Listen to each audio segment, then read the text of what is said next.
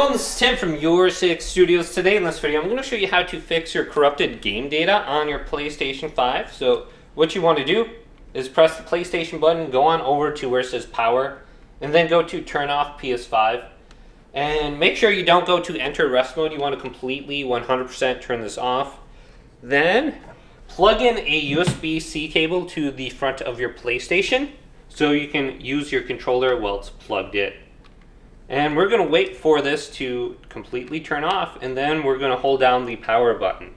So I don't see any lights blinking down here. I'm going to hold down the power button, and we're going to hear one beep initially, and then we're going to hear a second beep. So I hear one beep, and then I'm waiting for the second beep, and this is an indication that we're going to be launching into the safe mode. Heard the second beep. Now this will start into the safe mode. I can see my controller is charging. Press the PlayStation button.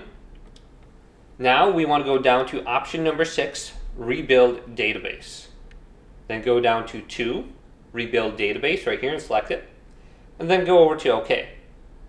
And it says it might take a few hours. In my experience, this only takes about 5 minutes to do. So you shouldn't have to worry about taking a few hours. So my PlayStation is going to restart now. And then we're going to be brought to a screen where it's going to calculate the amount of time to fix any kind of corrupted data that you have on your SSD on your PlayStation 5.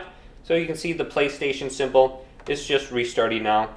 And once this completes the process, it's just going to restart like you normally start it up.